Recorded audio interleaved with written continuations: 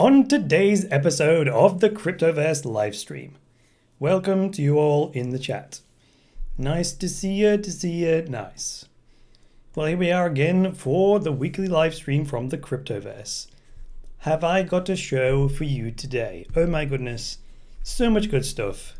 Yeah, worked a bit too hard maybe when we find out all the stuff I've added. I said I'd add one new thing per week, but I think I've gone crazy. You know what I mean? And of course, I'll do it in order. Let's not get too excited now. In order. Let's just take our time with this, right? So it is 8 p.m. London time on Friday, the 14th of September 2018. I'm your host, Chris Coney, creator of the Cryptoverse, founder of Cryptoversity, the world's first online school to teach courses on Bitcoin, cryptocurrencies, and blockchains. If you're new to the channel and if you've found this like advertised in some like featured live stream section, hit that subscribe button, smash the likes, and see if you want to stick around. In fact, if you want to stick around for the live stream and then decide to subscribe, I'm cool with that as well, right? So this is my weekly, I call it the casual live stream because this is more like long form content for that portion of the audience that likes to just chill out and see the human side of me. Hey, Leon's like the best show. Yeah, that's what I'm talking about. So yeah, the human side of me, because during the week when I do my pre-recorded, scripted content, I do script everything because it means that it doesn't waste your time. There's there's maybe the odd and ah. But scripting it means you can pack tons more information into a much shorter space of time. And in the week, you're busy. You want the crypto content quick, fast, and concise. So that's why I script everything. So it makes me very, very clear and precise. Whereas if you just do it off the cuff like this, it ends up being a lot longer, right? Hello, Alan Freestone says hello to his mother. So yeah, it's been a lot longer, but it allows us a bit more freedom to kind of interact and this and that and the other. Now, what's going on with the flipping chat? I've set the chat to decay after 60 seconds. So is that going to work or not? We'll leave it. I was expecting the chat to roll a lot faster, so we'll leave it as is. Also, one thing I do is a call-in show element to the show. So to prove it is in fact live, give me a shout out. I watch all the time. Jamie Clark. See, it is live. So the call-in show element is where you can add me on Skype. It's the username is TheCryptoverse. And then if you add me on Skype, I'll accept your contact request. And then if you just type in what you want to talk about, I'll call you live on the air, maybe, right? Sometimes we get requests from a number of people. Whoever's got the most interesting thing to talk about, I'll stick my headphones in, call you live on Skype, patch you into the show, and we'll have a conversation live on the air.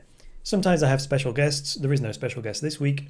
There is one next week coming up, a good one, but I'll get to that in just a moment. So for those of you that are new, the stream features. So the tip jar has moved, as you may have noticed here.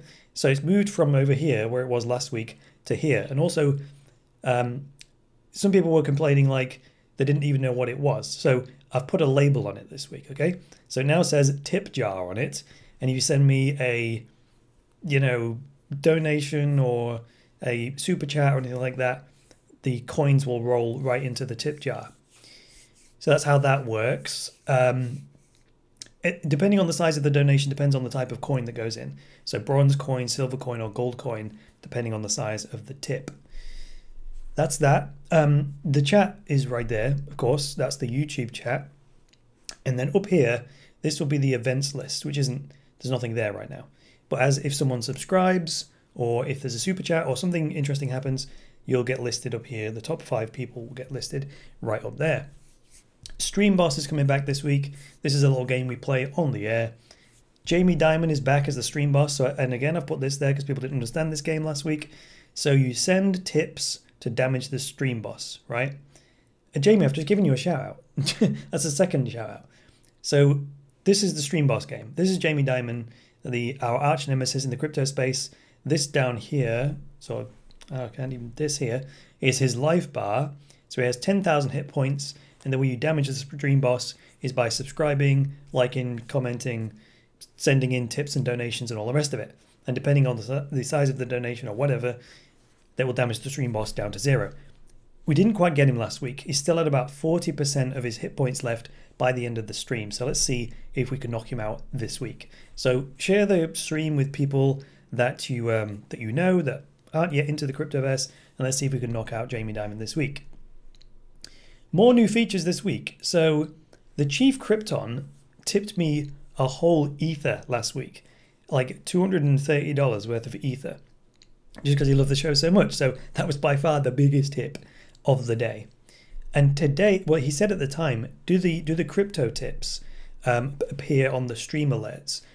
Last week the answer was no. This week the answer is yes. So I worked on it, and now it does actually work.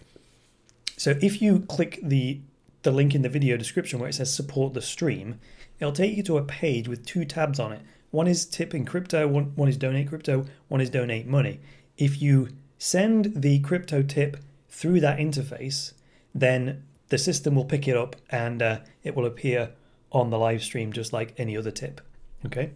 Also now I've got a Patreon page, which is, this is kind of like the formal, the launch party for my Patreon, and that's now hooked into the stream as well, would you believe?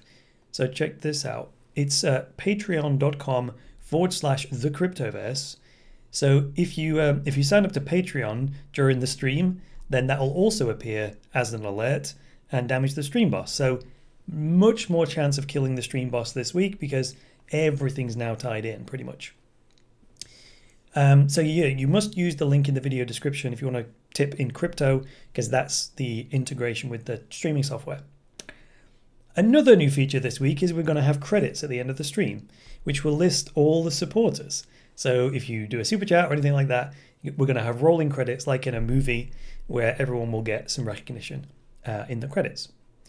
Another thing this week, I will be giving away one copy of my kind of flagship course, The Master Crypto Trader, which sells for $999 US, and I'll be giving a copy away on the stream. So here, if you go to the Cryptoverse website and you click through to the Master Cryptocurrency Trader course, you can see what this is about. It's taking a minute to load, but yeah, this is the thing if you want to check it out. It does sell for $999. I'm going to give him one away on the stream today to whoever ends up being the biggest tipper. So that's how that works. If you want to be in with a chance to win a copy of the Master Cryptocurrency Trader course, it's worth $1,000. Send me in a super chat tip or some other tip or other, and then I'll keep an eye on who's the biggest tipper and then pick the winner at the end.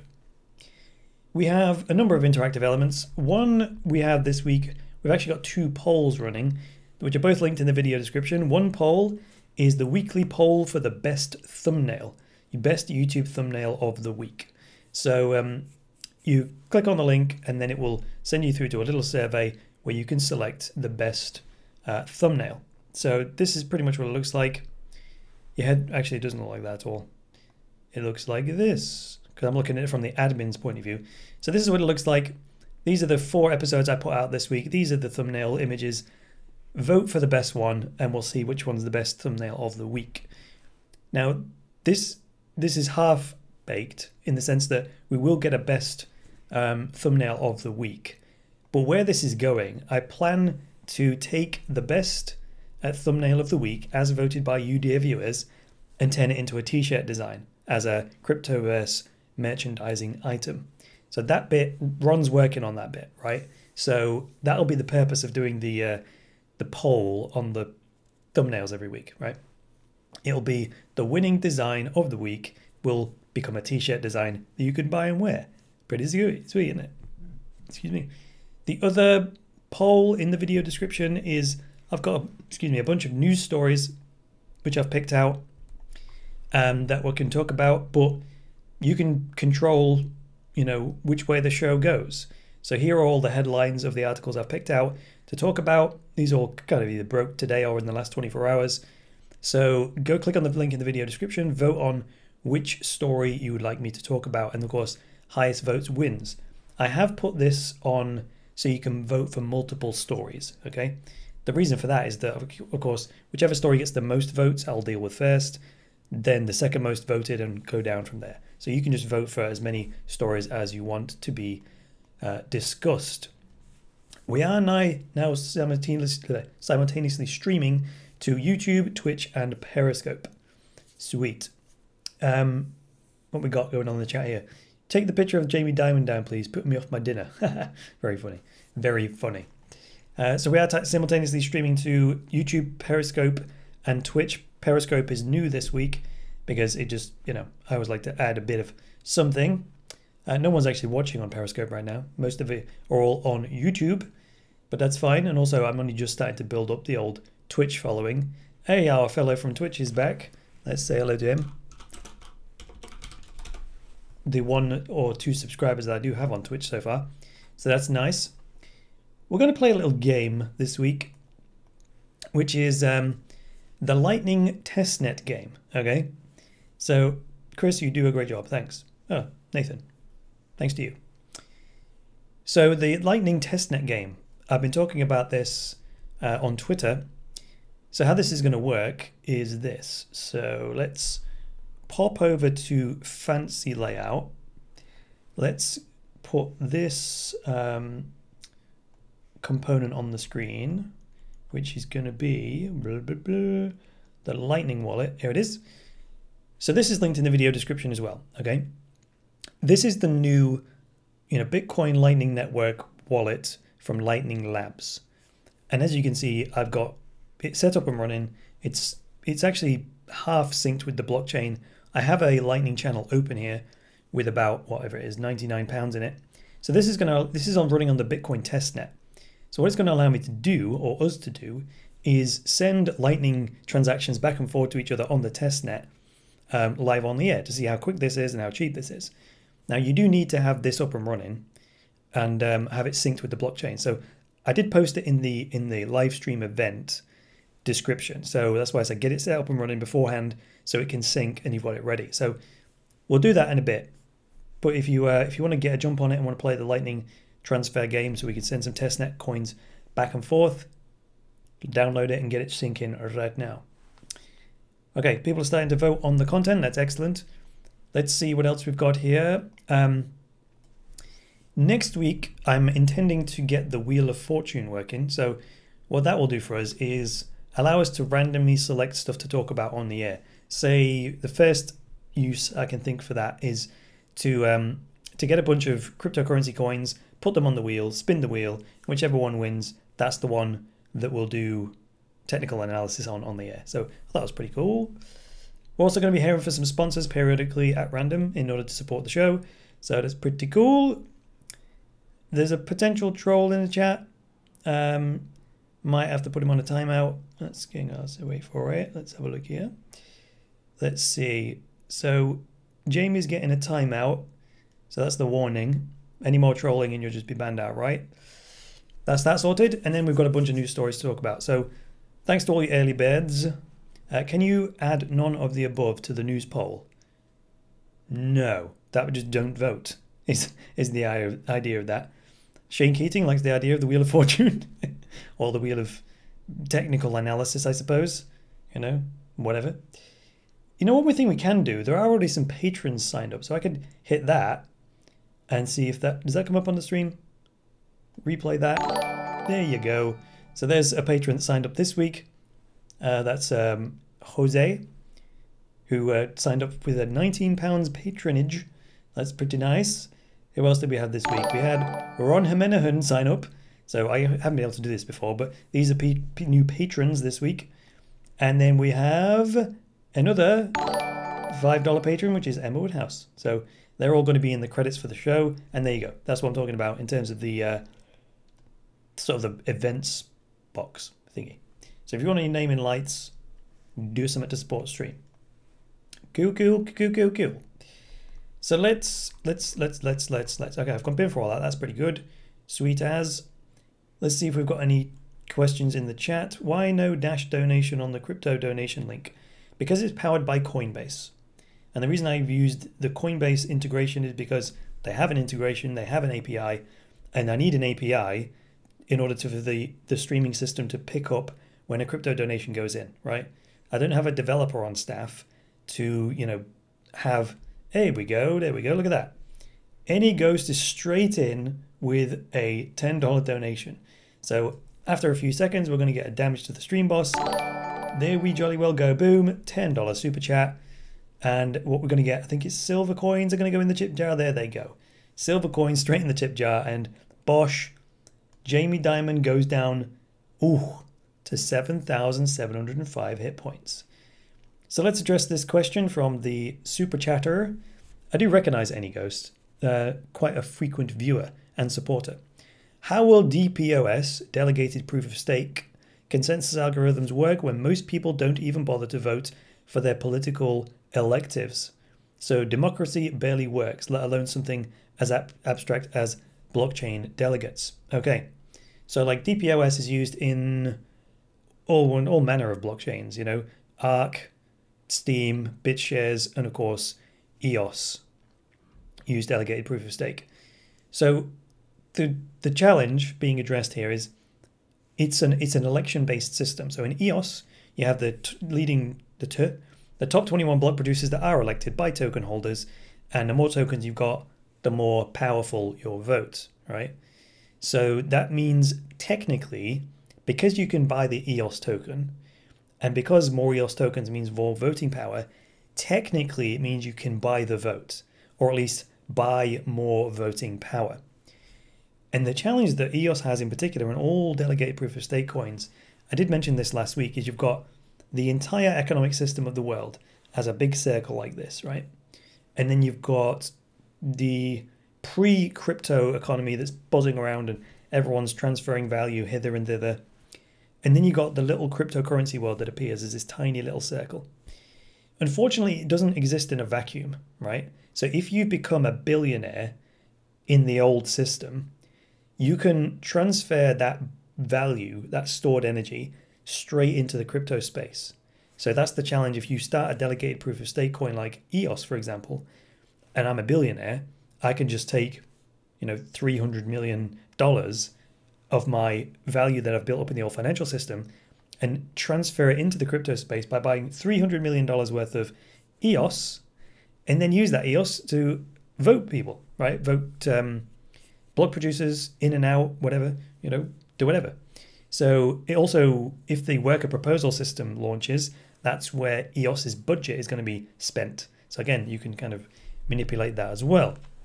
So the concern is, even in traditional, democracy, people don't think that's a fair system anyway. So given that people don't vote or apathy, that's problem number one. And number two, given that you can technically buy the vote, how is that ever going to work, right? Now, the answer to that, unfortunately, is it's the best system we've got, right? Democracy is the best system we've got. Voter apathy is not a problem we can solve with technology. EOS has attempted to solve it by having things like voting decay, where your vote, gradually loses power over time.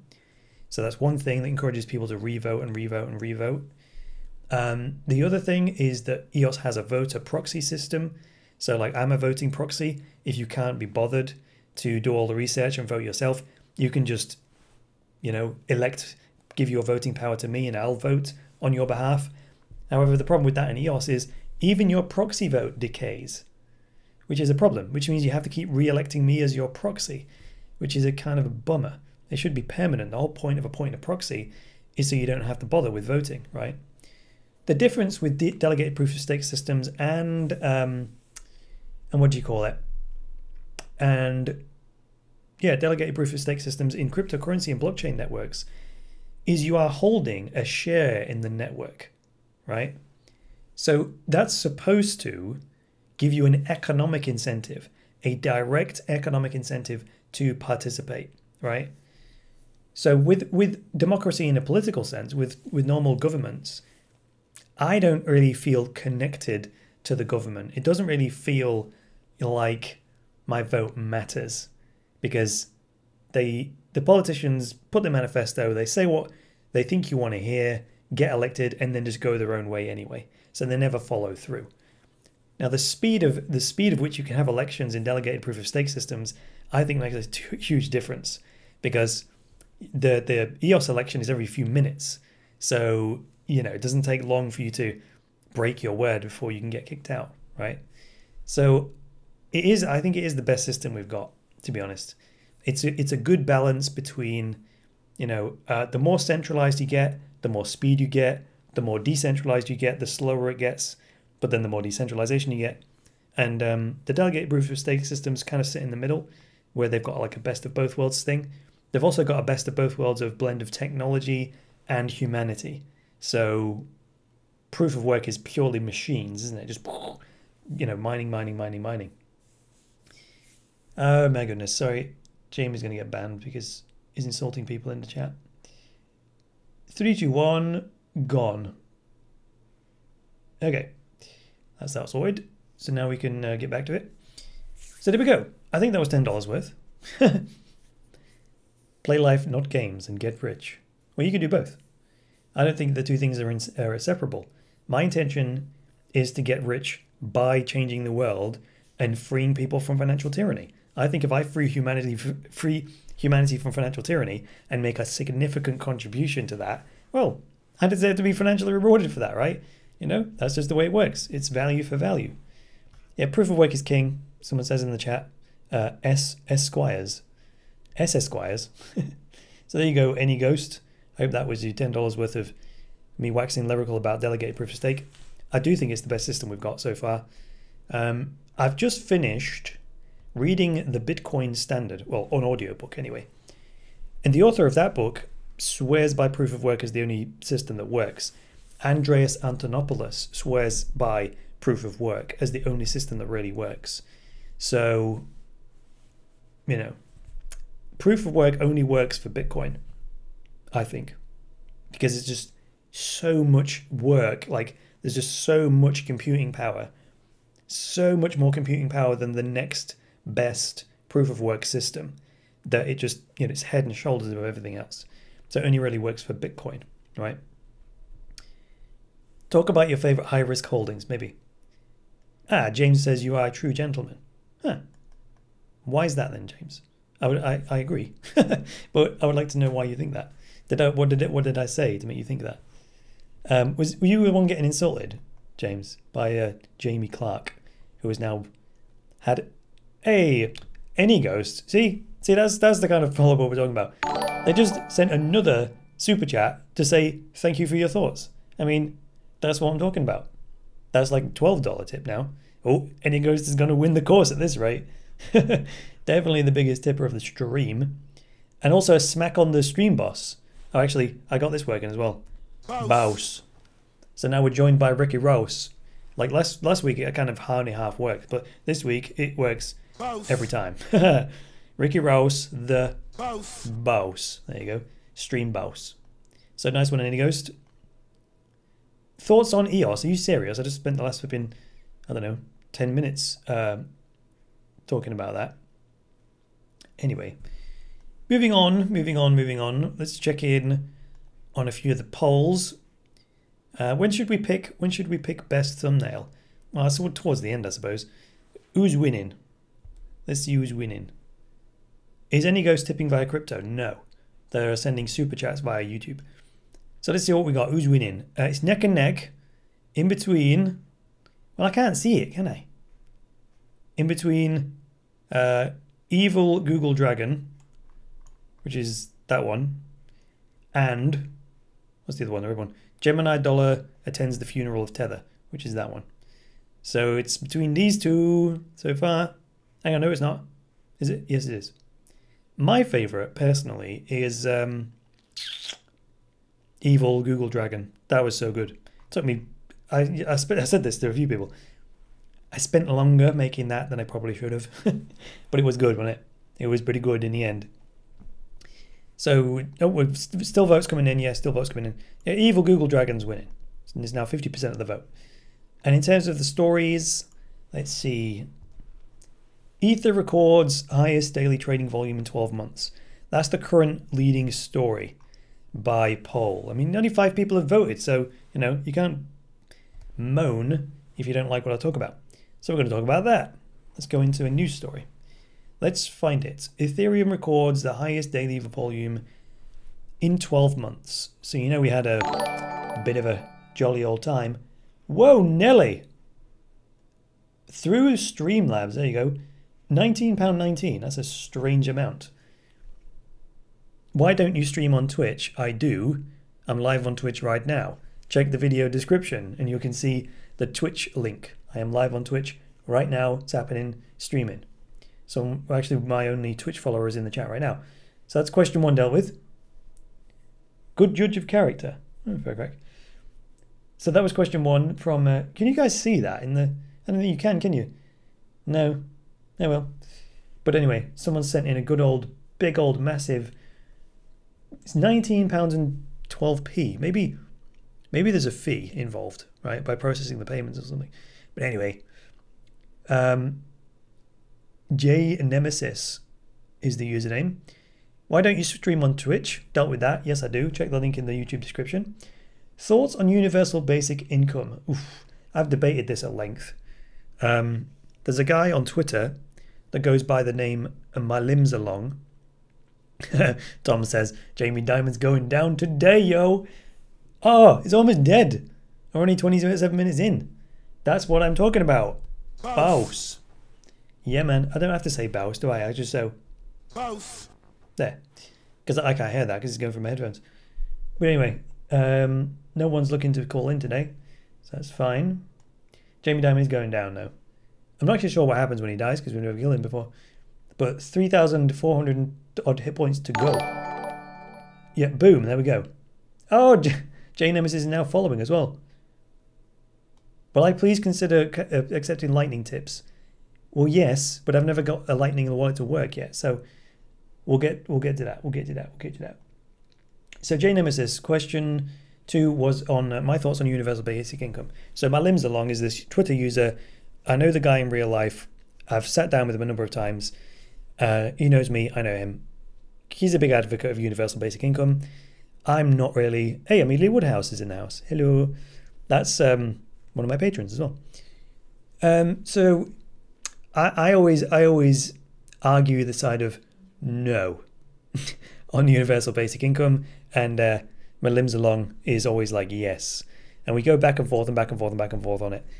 I'm still on the side of no, not entirely though, because I understand it from this point of view. Maslow's hierarchy, right? Which, let's just bring up Maslow's hierarchy because this is a good one. Maslow's hierarchy of needs.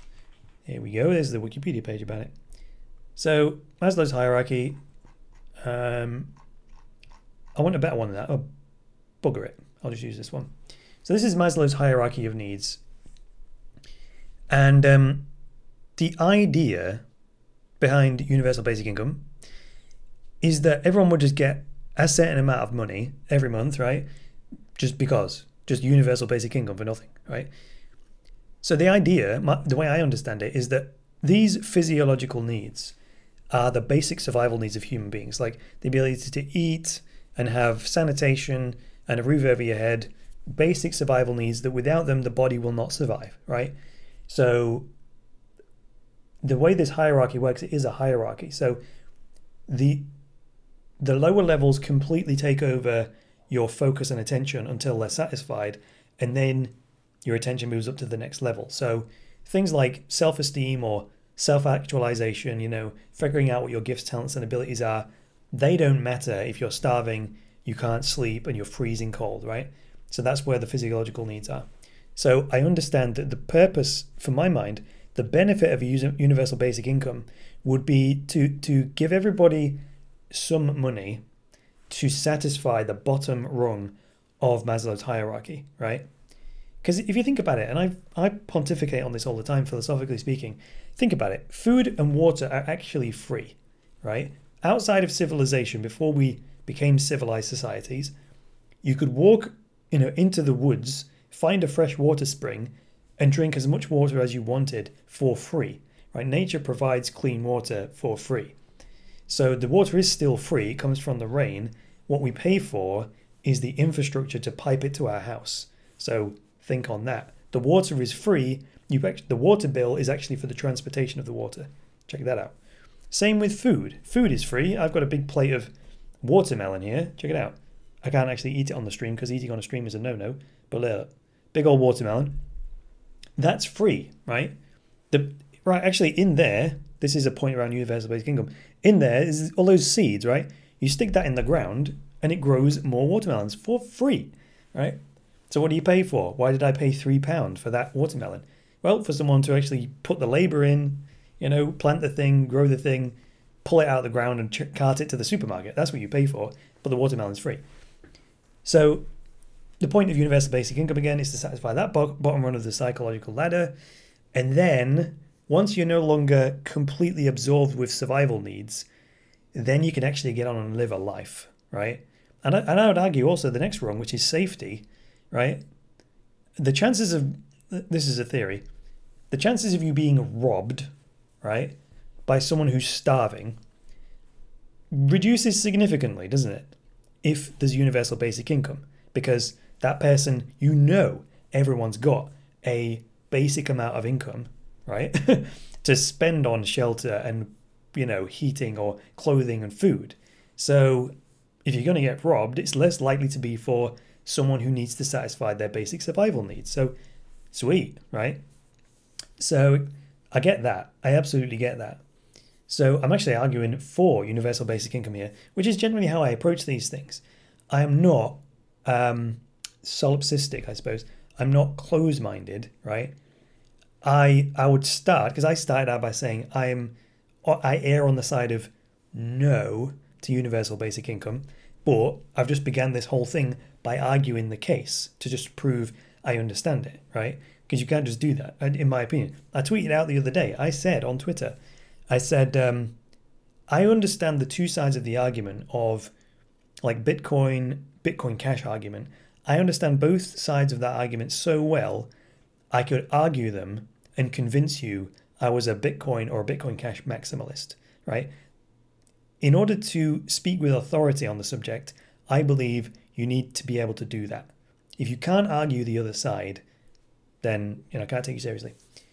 So that's kind of what I'm doing with universal basic income. And every time I voice it, I guess I'm partially talking myself into it, aren't I? So yes, I understand that. They're my thoughts on universal basic income. The next step in this is that once you've satisfied, say, the bottom two rungs of the Maslow's hierarchy, there's almost like a safety net thing. Think about entrepreneurialism, right? People who have worked a career for maybe 10 or 15 years, they've got a lot to lose, right? They've built up a whole career and contacts and this and that, but they want to break free and become a free-range human and start their own business, right? But the reason why so few people do that, percentage-wise, is because it's a friggin' enormous risk, right? And you could lose everything, right? In a world of universal basic income, there's a safety net, right? So my theory, and one of the reasons why I think universal basic income would be a good thing, is because so many more people could take the risk of starting their own business, right, to earn income on top of the universal basic income, because they know if it is a complete and utter failure, there's a safety net. They won't fall below the universal basic income level. They know they won't starve, right? They know they won't go thirsty. They know they won't go cold, or they know they won't go back to those survival level ever again, right? Amelia's like, where would the money come from? Well, Amelia, you may or may not believe this, but there's talk in the EOS community about EOS implementing a universal basic income system. If you think about EOS in particular, right, it's kind of got a partial universal basic income system, because where do what on earth? That threw me off. That's why I shouldn't look at the chat when I'm answering questions. Yeah, if you look at EOS, the 21 top block producers are not, and even in Bitcoin, the miners are paid out of newly created coins. The difference between Bitcoin and EOS is that Bitcoin, you know, has a hard limit on its issuance. We know that there'll only ever be 21 million Bitcoin, right? So it's not the same. Bitcoin's not inflationary to infinity. EOS is, right? EOS inflates at 5% a year currently, and it's going to inflate to infinity unless, you know, we change the monetary policy. So the money that's paid to the block producers is created. So technically, theoretically, we could do that with EOS. Every EOS account could be issued a fixed amount of EOS every block, and that could be a universal basic income, right? Because it would be like printing money, like the Federal Reserve do, but instead of it going to shore up banks' balance sheets, it would go directly to the people, like a helicopter money drop type of thing. And the theory then is if you do it bottom up, you drop the money on the people, and then they spend it into the economy, and it increases the velocity of money and so on, right? So they could have done that with quantitative easing anyway, right? The Federal Reserve and the Bank of England, they could have printed tons of money and given it to the people, right? So, but they didn't do that. So there we go. But that's something that universal basic income could do. And the EOS community are talking about doing this. So where does the money come from? Well, it's created. And because it's inflationary, it erodes the purchasing power of the existing EOS. So it's kind of like a universal tax on the richest, right? So what I mean by that is, say you hold, I don't know, say you're block 1 and you hold, what do they hold? 100 million EOS tokens, right? Which was 10% of the original supply. So there was, I say original supply, but a billion EOS tokens were issued originally, right? And so far, looking at CoinMarketCap, the current circulating supply of EOS is 906.2 billion EOS. So 100 million of that is block 1's, which is locked away and is released over the course of 10 years. So about 6.2 million EOS has been created since then, right? Which is almost like, that's almost like 6%, isn't it? Is it 6%? No, 0.6%. So already EOS is inflated by 0.6%. So block 1, their 100 million EOS tokens, the purchasing power of that money has already eroded slightly. Now it's not as cut and dry as that, because if the price of EOS goes up, that's kind of a counterbalance, isn't it? Right? If EOS goes to $50, it kind of absorbs some of that inflationary erosion of purchasing power, right? I'm just making sure that the chat hasn't gone mental. It hasn't. So yeah, it is a tax applied on everyone. Someone's already got it in the chat, right? So there we go. That's I think that's enough on universal basic income. Oh, how come James's donation is now $25? Oh, $25. That's why it was £19, 12p. It's just suddenly magically morphed before my very eyes. What year did I first invest in crypto?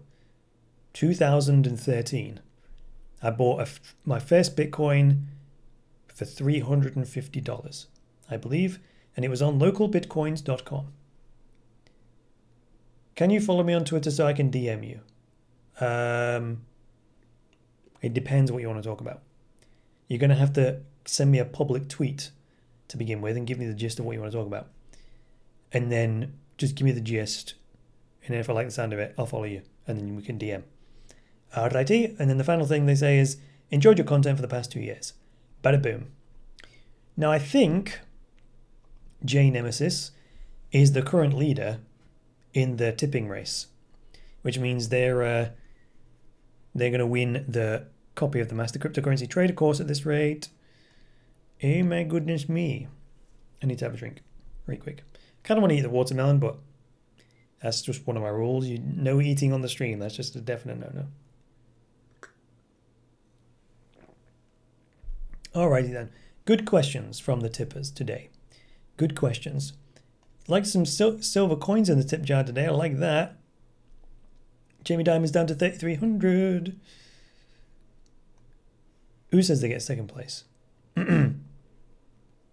If I win, give it to second place. Oh, that's J Nemesis does not want the Master Cryptocurrency Trader course, so it falls to any ghost. There we go. I already trade. That's how I can afford to tip. There you jolly well go. J Nemesis is kicking some ass in the markets. Jolly good. Well, I hope you got your $25 worth of my pontification on Maslow's hierarchy of needs, universal basic income, and the rest of it. Jolly good. Let's see where we're at. So what we were going to do next was talk about one of the news stories. So the Ethereum story is still winning. All right, so let's talk about that, shall we? Unless we get any more chatty chats coming in, or super chats, or donations. Eat and it'll be a mukbang. That's the funniest thing. Anyghost is just like proper piling him into the tip jar today. Another $2 is in. You know, Anyghost, you're the leader anyway in the race to get the course. So if you don't want it, by the way, you may as well say so, because then it'll fall to the next person. But I'm surprised people are passing the parcel here. J Nemesis is already a trader, so. And a mukbang, no, I ain't in that business. I'm not in the mukbang business, you know. Jamie Dimon's down to 2,800 hit points. Wow. He's going down today. Definitely going down today. Do we have any viewers on the other platforms right now? Yes, we do. On Twitch. The problem with Periscope is it can't handle the quality settings. It maxes out at 4 megabits, and I'm doing at 5 megabits. So need to get some transcoding hours on the go. Anyway, let's head over to Baus. This article from CoinDesk. So I did a story this week on like the truth about the crypto market, price crash, blah blah blah, and I gave a whole spiel about Ethereum and the fear, uncertainty, and doubt surrounding, you know, the regulations of ICOs and the court case from the scammer and so on. But following that, I mean, check it out. That's the Bitcoin chart. If we look at Ethereum against Bitcoin, it's starting to pick up. So look, that's Ethereum in sort of a free fall against Bitcoin. And then if we look at the USD values, that's EOS. It looks similar, doesn't it? This is the US dollar value of Ethereum. That dotted line right there was the previous low from way back here. What was it? September the 15th last year. It's coming off of that now. So not bad. In fact, let's turn on the volume. Look at the volume. It did actually pick up quite a bit. This is some big volume. So the blue area is the average volume over 20 days, and it spiked right up. On that day, the 13th, which was yesterday, what would we get? 855,000 Ethereum traded. Goodness me. So the CoinDesk article says, zoom in, Chris. People can't see it on the stream. So trading volume for Ethereum's Ether token hit a 12-month high on Thursday. That was yesterday. Second largest cryptocurrency witnessed a 24-hour trading volume of $850,000. No, it didn't. I think that's a misprint. That's complete and utter BS, because look at this. It's not, look. Today's trading volume was $2.2 billion. What they mean, CoinDesk, if you're watching, you don't mean $850,000. We just looked at it on the charts. Here, so keep an eye on this number up here, where it says volume. It was 855,000 Ether was transacted, you silly sods. Now, the reason I need to point that out is because at the end of every CoinDesk article, it says, the leader in blockchain news, CoinDesk is a media outlet that strives for the highest journalistic standards. Really? Which doesn't include proofreading your own articles. So I better be right about that, otherwise I'm going to sound like a complete dick, aren't I? But anyway, so 850,000 Ether yesterday, the second highest level since the 15th of September, according to Bitfinex data. Further, the current weekly volume of 2.9 million. Really? What on earth are they talking about? $2.9 million. That's ridiculous. What are they talking about? $2.9 million. I think that must be 2.9 million Ether again. Meanwhile, the 24-hour trading volume across all exchanges currently stands at $2.23 billion. Right, that's more like it. Guess what? We verified that on CoinMarketCap, right? $2.3 billion trading volume in the last 24 hours. That's more like it. So Ether trading volume on Bitfinex, the sharp rise in trading volume indicates investors have likely bought the recent dip below $200. Hence the recovery from the 13th month low of $167, which was right down there. That's actually why I marked it off on, from the previous low. That was like $200-ish, but we even dipped below that. I said the next support was like 167, oh no, 136 from the 16th of July last year. But we actually hit a low of 167. So it wasn't as bad as I expected it to be. Further, the pickup in trading volumes validates the bearish to bullish trend change signaled by the technical charts. I disagree with that. I disagree with that on this basis. Let me see. So that's a lower low, significantly. There's a low, there's a low, there's a significantly lower low. Even Bitcoin is still technically bearish because, as indicated by my little cycle arrows here, you've got the lower highs, which I've now demarcated with these forward-looking ray lines, because I want to see when we return to these levels. This is how we'll know when we're back in a bull market. So this rally here, so we did put in a higher low on Bitcoin against the dollar. Nice. So this low higher than that low. And this low slightly higher than that low. Yeah, fine. But still setting the lower highs. And what I'm looking for, that's what these rays are for. As we start moving back up, let's see if we can get some painting action on the go. As we start moving back up, I want to see when we return to the previous high, so which was 7,500. So this is the first sign that the market's turning bullish. And it's in stages, right? It's not we're now bullish or we're not. It's a spectrum. It's a bullishness, right? So even a rally is bullish, but the degree of confidence in it will be at a certain level of certainty if we break this previous high. If it carries on and then breaks the next previous high at like 8,500, that'll be serious. For me, and I've kept saying this same point over and over again, really, to signal the new bull market, we need to bust 10,000, right?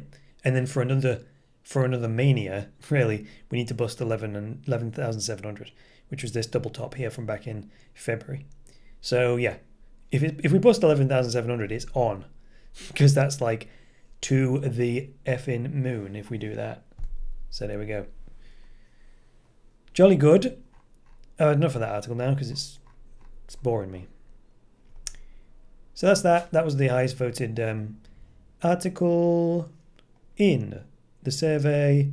We dealt with it. So I need to make sure I put that in the old sources, don't I? We're 49 minutes in, ladies and gentlemen. You know what we haven't done? Do you know what we have forgot to do? Where's the flipping Cryptoverse webpage? There. Here it is, Cryptoverse webpage. Sponsors. Yippee! So I've only got 4 sponsors on the Cryptoverse website so far. I've talked about Weiss ratings on the show this week.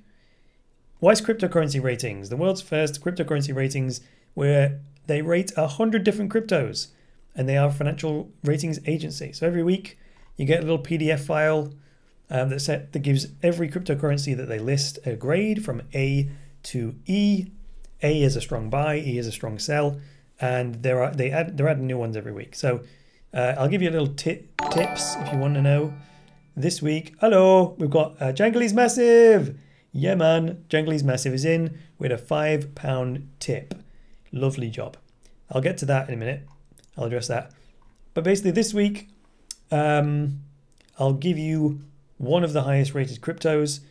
It was Cardano. Cardano is currently one of the highest rated cryptocurrencies by the Weiss cryptocurrency rating system, and it is a B-. So it's a buy on the weak side. All right. But if you want to sign up for this, it works out at like $39 a month, I believe. It works out at. So if you go here, click subscribe. Obviously, go through my affiliate link so that you can help support the show. So you just go to TheCryptoverse.show, scroll down to sponsors, click on Weiss cryptocurrency ratings, and then you can go here. There you go. Look. You can try it for 30 days for just $39. Ding, ding, ding. Look at that. That's beautiful. Let's highlight that in yellow. Try it for 30 days for $39. So check out thecryptoverse.show, go to the sponsor section, and click on Weiss cryptocurrency ratings. I've been a customer of theirs since they started. I absolutely love it. Love it to bits. Love it to bits. You know, even as an expert in the crypto space, you know, I have a human mind and it's still susceptible to getting things wrong. So I like lots of data sources, lots of research, so I can mix it all up in a little soup, and then on balance, I can make my mind up with all of this, you know, expert advice. Hey, nice. Cryptoconomy says, thank you, Chris, for sharing your analysis. It's greatly appreciated by us mortals out there. That's a good thing to know. That's a very good thing to know. Hey, thank you. So, Jangly's Massive. I recognize them. Always here supporting the show. Always here supporting the show. Gonna take down Jimmy Diamond. Oh no, he's almost absolutely done for. It's got like 13% health left. What happens? What happens? I have a theory. I have a theory that I think what happens is whoever kills the stream boss becomes the stream boss. Do you get what I'm saying? So say if Jangly's Massive was the person that ended up doing the thing that killed the stream boss, I think they then appear down here. Their username appears. It says the Cryptoverse right now, 10,000 hit points. I think then Jangly's Massive would appear down there with 10,000 hit points. So they get the crown of being the stream boss, right? So, don't know. We'll see. We'll see if that happens or not. You know, we'll see if that happens. We'll see if that happens. Let's see how the thumbnails are getting on. Evil Google Dragon thumbnail is winning. Oh, seriously winning. It's winning 57% of the vote right now. Should we play the lightning game now? Let's see if this actually works. That's pretty rad. What's rad? Stream Bouse. Yeah, see? Stream Bouse. Ricky Rouse. Oh, actually, what is it? It's Stream Bouse. Yeah, that's the game we play. Let's play the lightning game. So, hopefully, someone has got this lightning wallet set up. Boom. Nope, I've got to turn it on. Wait. I have to turn it on. There she is. So this is it. Nice, isn't it? So what they said in their official release, which is it's actually in the stream description. If you go to the YouTube channel for the Cryptoverse and you hit this stream, you think, Bob, I've got to get feedback, get off. So if you go to the description, this link, this is the Lightning Labs blog, and they talk all about this new app, right? Desktop wallet app. So what they've gone for with this edition of it is user interface. So this is, I didn't appreciate some things about user interface design, to be perfectly honest with you. This is like mastery level. Makes you smile every time, Tom. Oh, really? You like a bit of the old stream? Both. Do you? I like people's sense of humor. It's respect to that. So check this out. User interface design. Some certain unconscious design choices we just don't appreciate. User interface design is an art form. So check this out. Right now, there's this big purple background. This lets you know that you're sort of in the main interface. And then when you do something like, say, pay, if it's purple, you know you're doing a Lightning Network payment, right? Whereas if you do, say, a Bitcoin main chain payment, it turns orange. So as long as I'm clicking around like this, it's going to keep the purple thing, like request money or pay money. You know, see the purple, always with the purple. Now there, you see when it goes dark, if you do something kind of techie, like go to the settings, or go to the transactions history, or go to the channels, the Lightning channels, it goes gray. So anything techie, you know, is gray background, and that communicates to our unconscious something significant has changed, right? So you know what I mean? And this is all in the blog post. I was like, this is brilliant. So they're going for real, easy, super simple user interface. So let's try it. This is all in the Bitcoin testnet. So you're not really going to send me any money, right?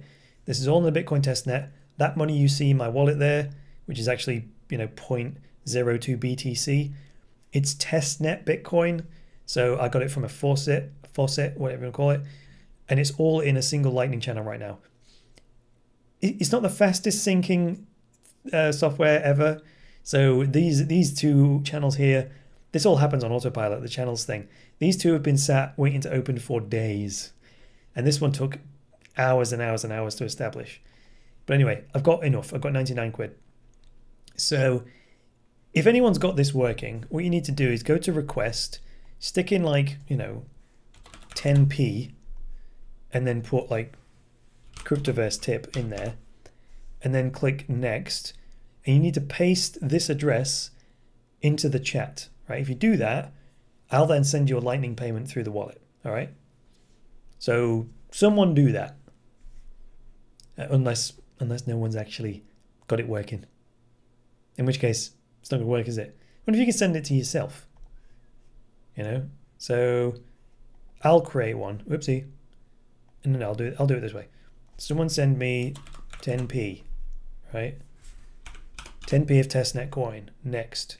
So this is the Lightning invoice. To copy that, and then back off.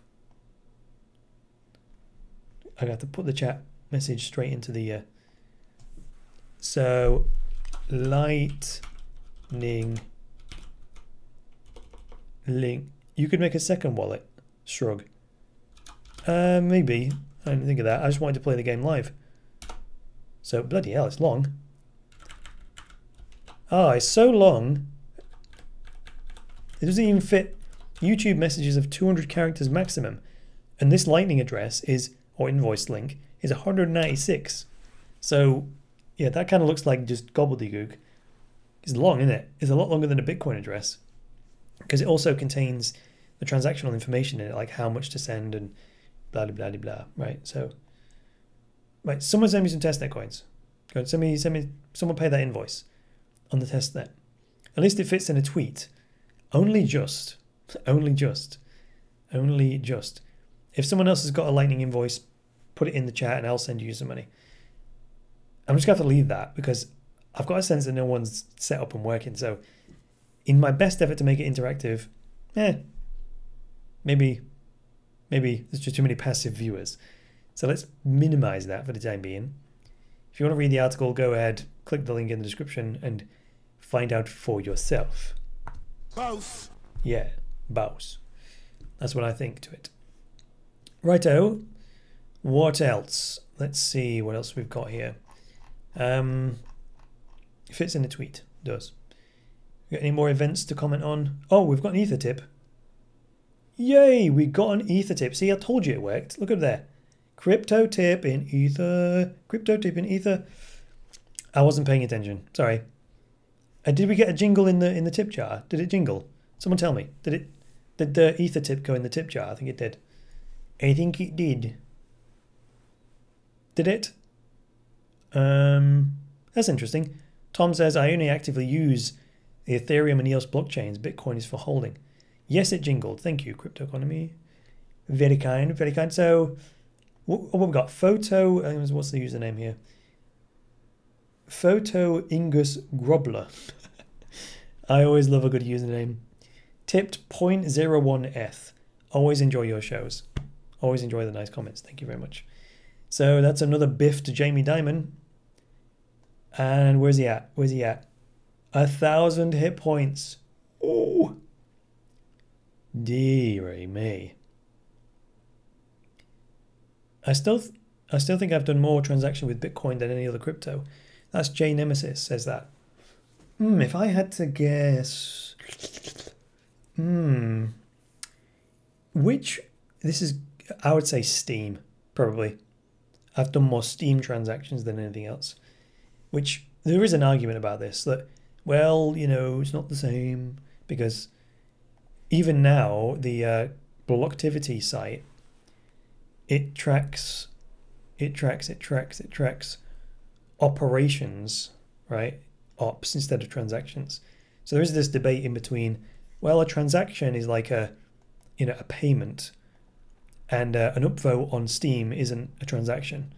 So you can't really say the same thing, blah, blah. Well, I'm like, yeah, you can. Of course you can. I think you can. Transaction is a transaction. Think about the word.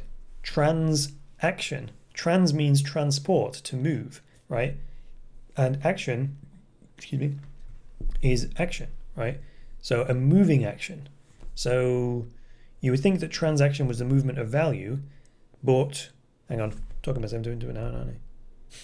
This is what I do when I debate myself, you know, playing the other side of the argument. Sometimes I convince myself. Yeah, maybe that is a fair distinction. Transactions are when you move value, and an operation is like an upvote. Yeah, that's still a transfer of value though, because when I upvote someone on Steam, actually we'll check that in a minute. If I upvote someone on Steam, I am transferring some value to them so that they get some newly created Steem. Oh, no one's commented. I can't upvote anybody if no one comments. Come on, this is where I tip you. If you comment on my Steam articles, the live stream is embedded into Steam, then I could upvote your comments and tip you.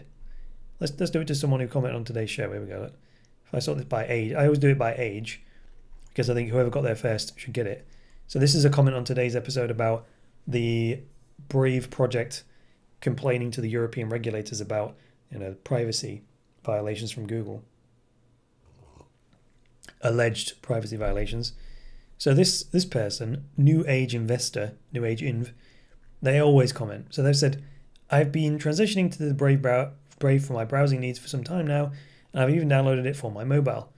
Not on a privacy basis, but I feel it's faster, it is, and it saves my data usage on my mobile device. It does. I also recently saw that given the Chrome extension concern because of MetaMask, the Brave browser has it integrated already, so it's great there as well. Also, Coinbase named Basic Attention Token as a potential asset that they won't be listing. Seems like a sound position to have, right? So that's a good comment. So on Steam, I can upvote you like this with my voting power, and I gave them a 50% upvote, and that tipped them 30 cents. So I'm actually thinking about, check this out.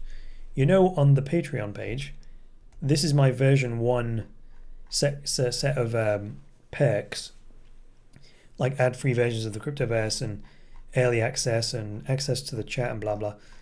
What I'm planning to do is include in one of the perks, maybe one of the low-level ones, to create a Steem account for you. So why is that important? Because you have to actually pay to create a Steem account. You have to pay some Steem, so that's kind of an obstacle for Steem. So I thought, okay, if someone signs up as a patron, well, I'll just pay for your account to be created, and then you can be a part of the Steem community, and then you can upvote my content, I can upvote your comments, and everyone's happy. But by you becoming a patron, and then that gives me the money to, you know, pay for your Steem account to be created, and jobs are good. So I thought I was genius. So I might do that because I like people interacting on Steem. I like giving the value back. That's why I do love a bit of Steem, you know. That was surprising. Most people do actually comment on the live stream. Not today. Not this that someone now has. Someone now has, look, pad user, comment right from watching the stream. Keep up the good work. There you go. Have 30 cents upvote. Oh, no, well, actually, it's 29 cents now. Not because the price of Steem has changed, but because the way it works on Steem is that, you know, your voting power erodes. So the more you vote, the more it erodes. So that encourages you to be careful with your voting power. If you want to know what someone's upvote is worth, you know, most expensive t-shirt. We're talking about Pirate Bay t-shirt. Yeah. What did I want to show you? Oh yeah, Steem World, I think it is. Steem World. Yeah, steamworld.org /@marketingmonk, or anyone's username. You can plug this in. So when it actually loads the thing, come on, you can just interrogate my account and see what everything. So there you go, look, there's my vote, get off. This is steamworld.org /@marketingmonk. So at the moment, my voting power is now down to 97% because I just did some upvotes, and 100% upvote from me right now is worth 58 cents. And you can see here, these are my amounts. If I set my voting power to 50% like I just did, that's why it was 29 cents. And then if I give you 100% upvote, it'll be 58 cents, and so on and so on. So it's saying here, my voting power will be back to 100% in 3 hours and 21 minutes because it recharges, right, over a 24-hour period. Excuse me. So how do you power up? Someone says on Steem. Well, how you power up on Steem is like you earn some Steem, right? So here I've got some pending Steem rewards. So these rewards are yet to be claimed. I've got 22 Steem and 25 Steem power. But when you've got some Steem, you click on it and you click power up. And you type in how much you want to power up. So at the minute I've, not basic, you silly sod, 252 Steem. So I could click on it, click power up. I could type in 250, click power up, and that increases my voting power, my influence on the platform, and all the rest of it. But I keep some in both, right? Because that Steem is sort of my investment Steem, like 252, 251 of it, which is actually part of my Weiss cryptocurrency portfolio. And then this power up stuff is just staked, you know. I only claim my rewards once a week because it just takes time. You know what I'm saying? So that's pretty, innit? Cool. Cool. So let's see what Jamie Dimon's doing. Still at 1,000 hit points. Still at 1,000 hit points. Shall we look at another news article? Definitely the evil Google, you know, dragon takes the money thing is definitely winning. It's the one from today, actually. If you want to see a real big version of it, if you just go to Twitter, and then go to my profile. Hey, look, live streaming on what do you call it? What's it called? What happened? Was that the false start? Get rid of that one. Here it is. This is actually today's thumbnail. This is the one that's winning thumbnail of the week. Pretty good if you ask me. In fact, I would be safe to say that this thumbnail is both. Yeah, without a doubt. Without a doubt. Oi, Yasser. You're late, mate. Usually a lot quicker. Okay. The Lightning Network thing's not happening. Oh, maybe it is. It is working. Look. It's working. So, what's going on here then? So these are transactions. 10p, 10p, and £1 and 2p. So, why are they pending? Lightning's supposed to be instant. This is why I wanted to test it out.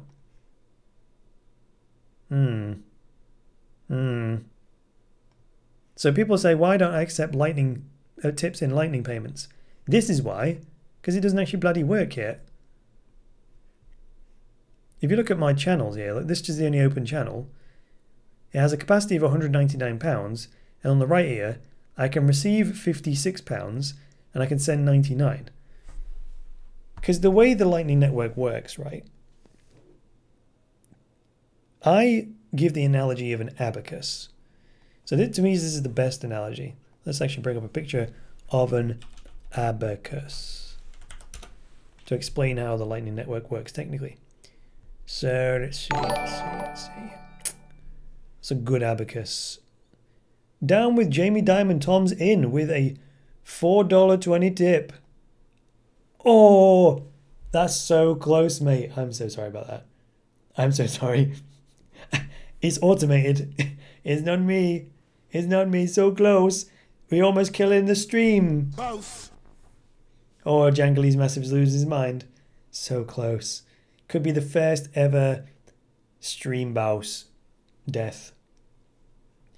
Nice one, Tom. Nice one, Tom. Nice one, Tom. Where was I? Abacus. Screw it. We use this one. Abacus. So this is an abacus. So this is kind of like how a Lightning channel works. Imagine each one of these rows is a Lightning channel, right? Oh my goodness. Tom's in. I think Tom's in with another tip. Yep. Yeah, Tom's in with another tip, quickly. Hey! Oh, see? I told you that's what had happened. Right, sorry, we're going to have to take... Gone. Sniped. Tom takes out the stream boss. No! Sorry about that, Jangles. Sorry, mate.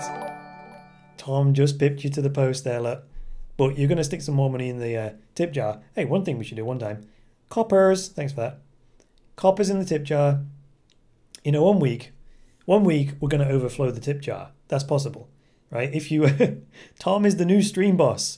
The new stream. Both. They call him Tom Wunderlin the... Both. Yeah. That's what... Certified... Ah, that's the idea. That's the idea. That's what we should do. That's what we should do that. Yeah, that's what we should do. What we'll do this week is, or next week rather, I won't reset the stream boss, right? I'll leave it like this. So Tom will be the reigning stream boss. The reigning stream... Both. Yeah. And which means we will have to leave him on his hit points. But that's cool. That's cool, isn't it? So next week, Tom will come back as the stream boss. And then we'll try and kill him. And whoever takes his crown will be the new stream. Both. That's how it's going to work. That's how it's going to work. Because, yeah, we don't want... And I'm going to have to change this title now. Send tips to damage JD, the stream boss. I'll just take the words JD out. I can just do that now. Where's the label? Stream boss. Here we go. So I can just change this. Let's change this out. There you go. Send tips to damage Tom the stream boss. Oh my goodness, Jangles is mad. So mad. Oh, J Nemesis is out. You're out. Oh, don't go. You've been my sunshine. Yeah, that was funny, isn't it? That was funny. God, man, I think my energy's off today. I think I drank a second cup of coffee too early in the day, but I couldn't have it too late because it's now 9:15 p.m. in the UK, and it would have buggered me up, wouldn't it? Anyway, I was supposed to be explaining how the Lightning Network works when someone rudely damaged the stream boss to death and took the crown. So let's get back. Imagine each one of these rows is a Lightning Network channel, okay? And the number of beads represents the collateral or the amount of Bitcoin that's locked up in that channel, okay? So that's what this is talking about. So when it says capacity here, £199.82, that's analogous to the number of beads on each of the rails.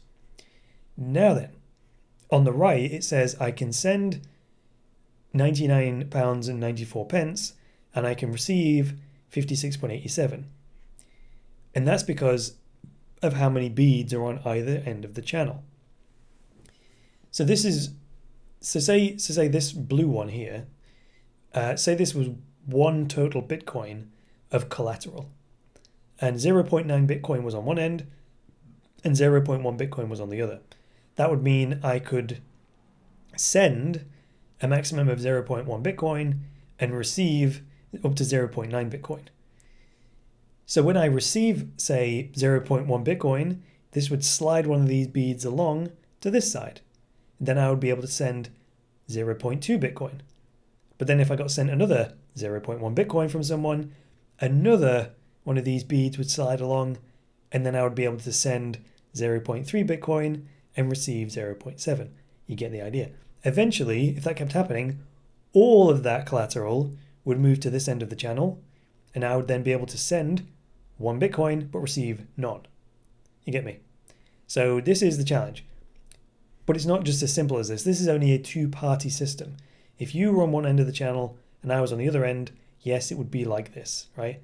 And if you kept sending me payments, eventually you wouldn't be able to send me any more because you'd run out of credit. And you'd have to wait for me to send them back in order to be able to send me some again, right? So that's in the most basic scenario where there's only one person at either end of the channel.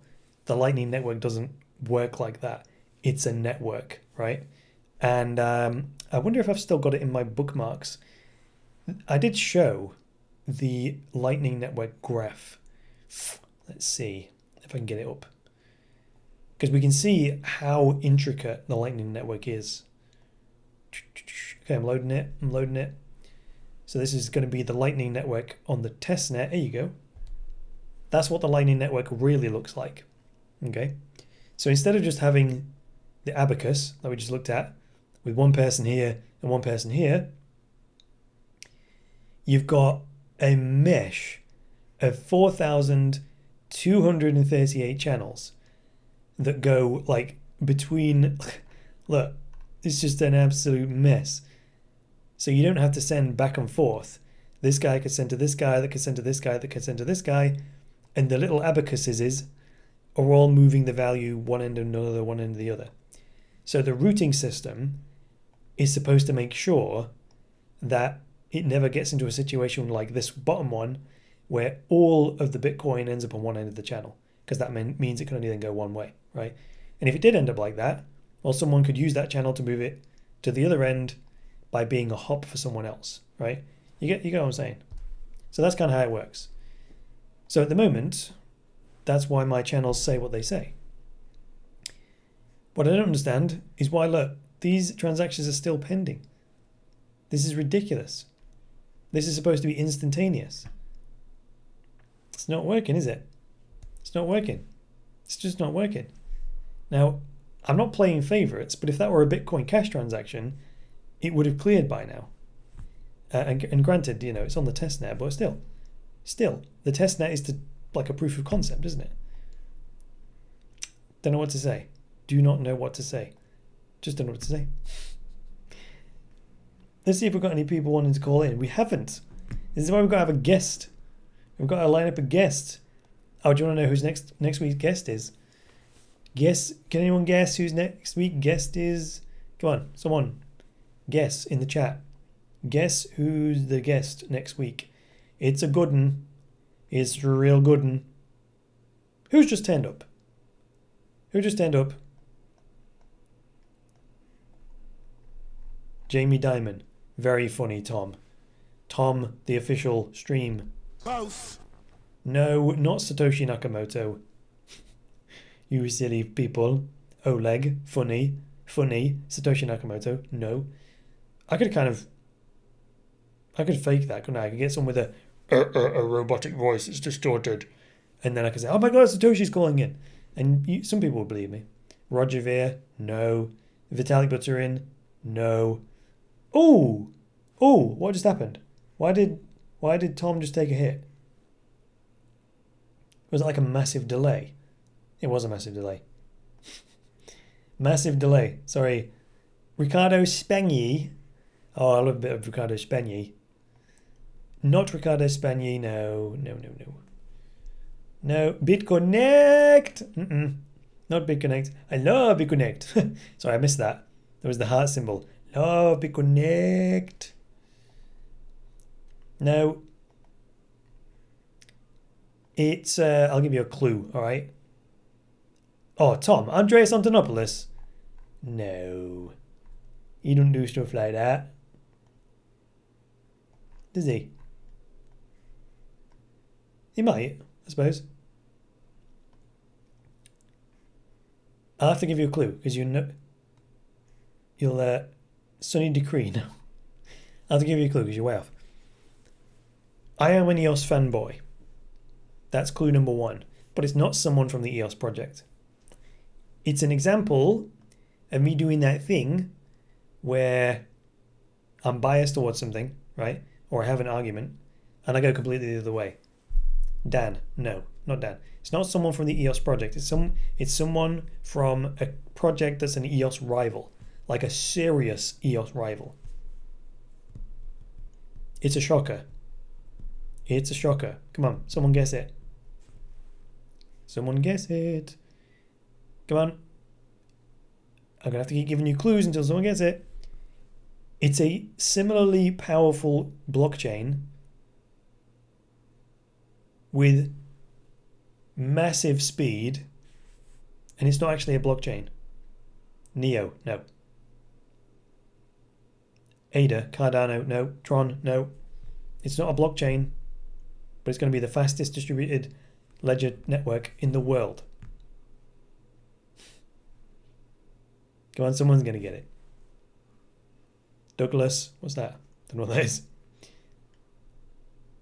Charles Hoskinson, Nano, IOTA, no. Close, IOTA is close. It is based on the directed acyclic graph technology. Come on, someone's going to get it now, not IOTA. What's the other distributed ledger project based on? No, not SafeCoin. Hollow. Ooh, that was a good guess. Good guess. Oh, come on. All right, fine. I'm going to have to give it to you. Hedera Hashgraph. Oh, Oleg got it. He just got it. He just got it. Hedera Hashgraph. Ding, ding, ding. That is the correct answer. So yes, we have. Let's have a look at the guest name. It's Mance. Mance. What's Mance's surname? So does everyone know what Hedera Hashgraph is? Hedera Hashgraph. Let's go visit the Hedera Hashgraph website. There we jolly well go then. Oh my goodness. It says here, watch the mainnet launch. The day has finally arrived. Today is the day that we launch. Let's have a look. Well, closed source project, is it? Launch the mainnet for Hedera, and we mint the coins. We're in Dallas, Texas. We're going to take a 3-hour road trip down to Austin. We're going back to a particular Starbucks where Lehman and I spent many hours talking about the business. I think this is the guy that's coming on. So Lehman Baird is the other guy that's the scientist, the mad scientist, and this is kind of the business guy. I think this is Mance, who's coming on next week. So come with us. That's him. That's Lehman Baird, the kind of mathematical genius savant guy that cracked the the hashgraph thing. See where it started and watch us start it all today.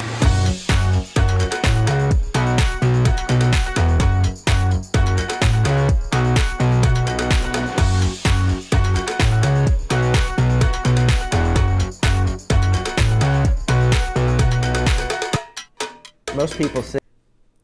You can imagine how much money these guys have got, and they decided to stop in the greasiest diner you've ever seen.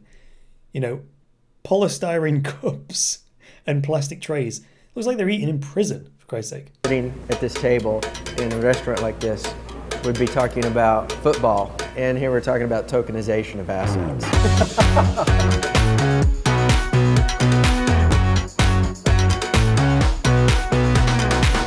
All right, we finally made it after a long day of driving. We're here at the Starbucks. And the Starbucks. I think this was the Starbucks. Was this a Starbucks where they say they used to like spend all evening there, just like mashing out business ideas and discussing problems and the future of blockchain, well not blockchain, but distributed ledger and so on. And this is the table where it all started. We're gonna get some coffee and come back to this table and launch it. Yes, that was it. This is it. We are about to launch the Hedera mainnet and mint 50 billion H-bars. There will never... I hope he's using a VPN, is all I can say. I hope he's using a VPN on Starbucks Wi-Fi. be another H-bar. This is it. Are you ready? I'm ready. Let's do it. All right.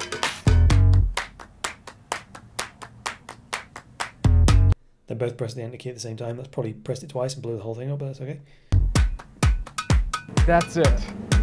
Congratulations. Yep. Mainnet is live. Thank you to the team for all of your support, to our families for your support, and to our supporters on Telegram and our investors and all of the supporters, including the council members. Thank you. Get on the bus, now don't it feel good? That's it. That was their launch video for the Hedera Hashgraph mainnet. So, could be a humdinger, couldn't it? Could be a humdinger. Could be a humdinger. Yes, yes, all the yeses, right? Yes, Swirls is going to be one of the council members, permanent fixture and all that lot. I'm not sure if it's open source or not. I think it is. It's just patented, right? So yes, all the yeses, right? But if it's as fast as we think it is, all that stuff might not matter, right? It could just be so fast that it would just destroy all. So that's a possibility. I'm just saying. So here's the Hashgraph GitHub. So let's see what they've got. They've got some CSS code. They've got some Go code. That's Google's programming language, one of them. Java, cross-platform, and then some shell stuff. That's their website, open source. Hashgraph implementation, Fabric, super awesome Hashgraph. That's the data structure. So updated on the 1st of June was the last time they. Swells SDK. Well, this is their GitHub, but doesn't necessarily mean they're posting the code on here, does it?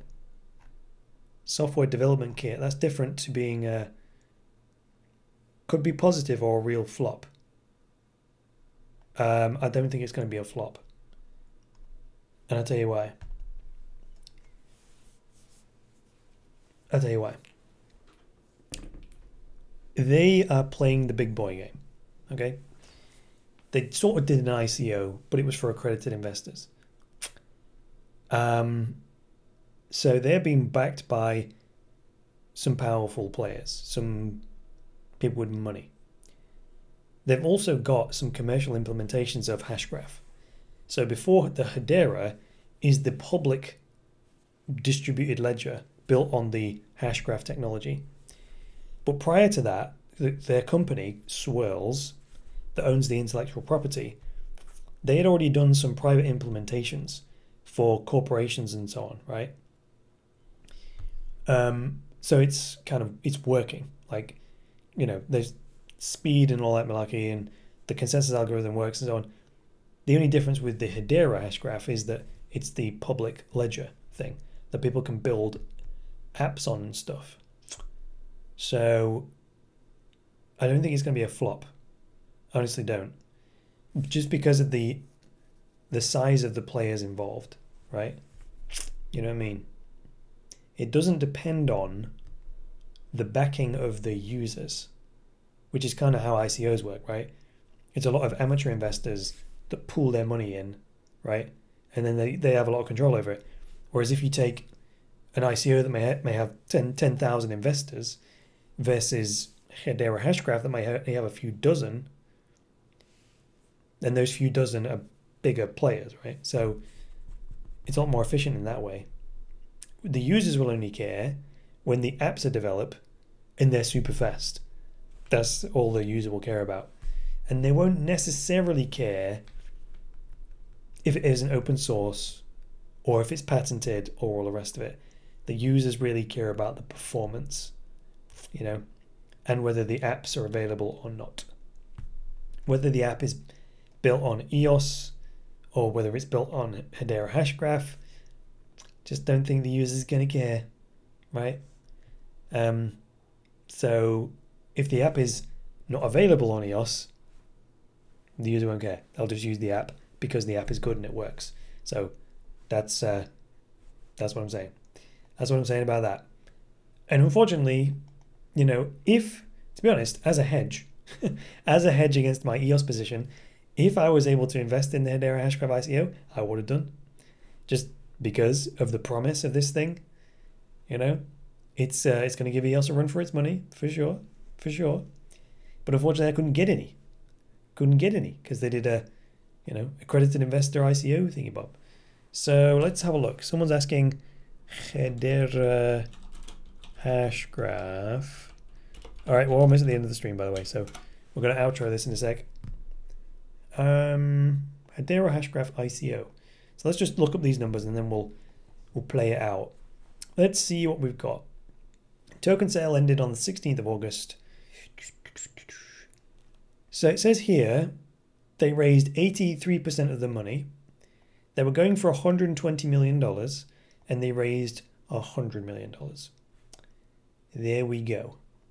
And it was a whitelisted project. Boom. There you go. So they were backed by 100 mil. In August of this year. Pretty good if you ask me. Pretty good.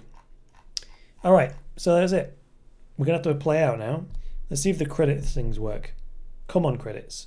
This black thing is supposed to be the credits for the stream. Come on, credits. Where are you?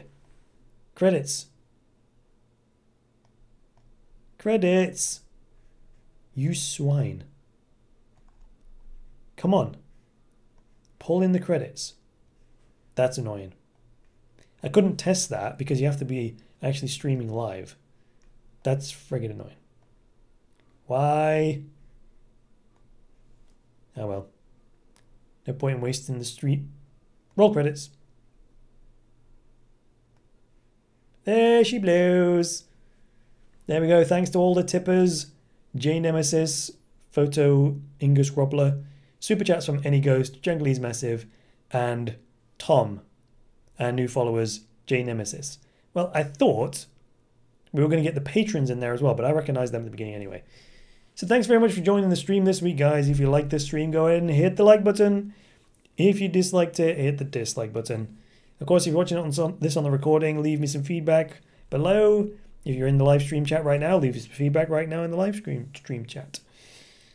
If you like the stream, you like my content, and you're not subscribed, hit the subscribe button on your chosen platform.